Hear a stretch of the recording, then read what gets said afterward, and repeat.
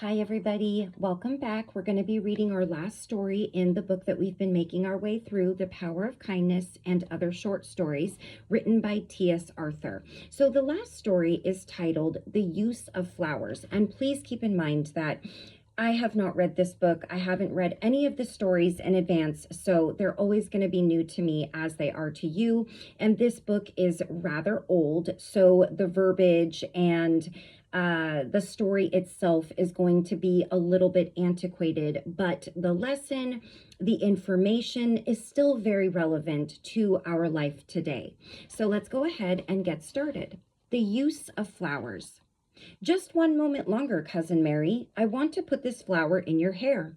Now, doesn't it look sweet, Sister Aggie? Oh, yes, very sweet. And here is the dearest little bud I ever saw. I took it from the sweetbriar bush in the lane. Put that, too, in Cousin Mary's hair.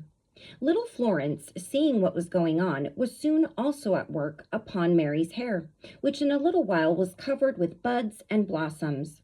Now she is our May Queen, said the children, as they hung fondly around their cousin, who had come into the country to enjoy a few weeks of quiet in the season of fruits and flowers. And our May Queen must sing us a song, said Agnes, who was sitting at the feet of her cousin. Sing us something about flowers. Oh, yes, spoke up Grace. Sing us that beautiful piece by Mrs. Howitt about the use of flowers. You sang it for us, you remember, the last time you were here. Cousin Mary sang as desired. After she had concluded, she said, Flowers, according to these beautiful verses, are only used as objects to delight our senses.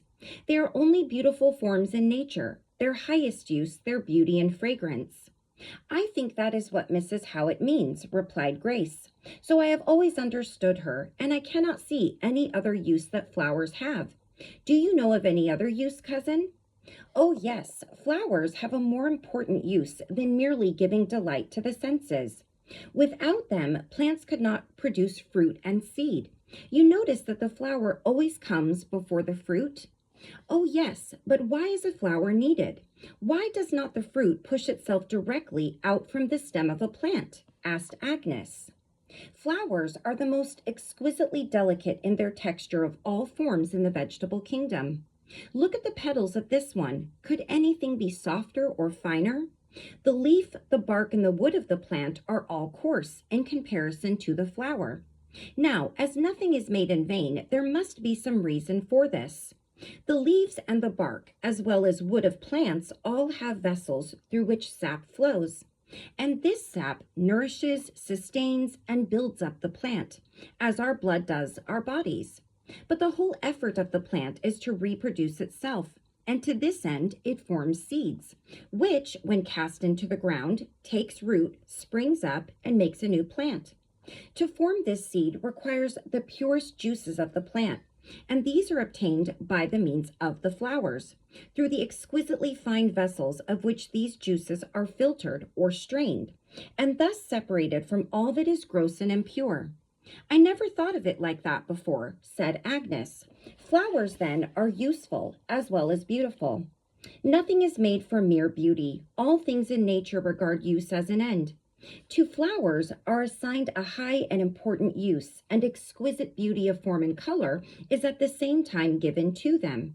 And with these, our senses are delighted. They are, in more respects than one, good gifts from our Heavenly Father. Oh, how I do love the flowers, said Agnes. And now when I look upon them and think of their use as well as their beauty, I shall love them still more. Are they so very beautiful because their use is such an important one, Cousin Mary? Yes, dear, I believe this is so. In the seeds of plants, there is an image of the infinity of our great Creator.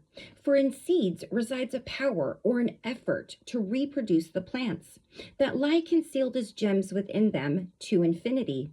We might naturally enough suppose that flowers, whose use it is to refine and prepare the juices of plants so as to free them from all grosser matters and make them fit for the important office of developing and maturing seeds, would be exceedingly delicate in their structure, and as a natural consequence, beautiful to look upon.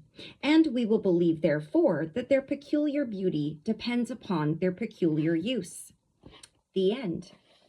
So that is our last story. And I will add that flowers are also designed the way they are because the colors and the smell and the shape, also it's super important for attracting insects and butterflies and bees. They also enjoy the same thing that we do about flowers. They may not be aware of it, but they do. So, all right. I'm glad that we finally finished this book together. If you've been joining me for these stories, I really appreciate it. I hope that you've enjoyed them as well as I have. There's been some kind of weird ones in here, but most of them are just sweet and wholesome, and I really like that. So I will be bringing you guys a Let's Read actual book very soon. I know I've been gone from doing that for about a month. I've been posting some shorts every day, but my hours changed at work, and then we had a death in the family, so it's just been a little bit hectic, a little more hectic here in our household and in the family. But I hope to be bringing you guys a book soon. I was looking through some of the ones that I have here and have kind of narrowed it down, and I will bring that to you in a short so you know what to expect and when to expect it. I hope that you all have been doing well. I love you all so much, and until I see you again, take care of you and take care of those around you, and I will see you soon. Take care.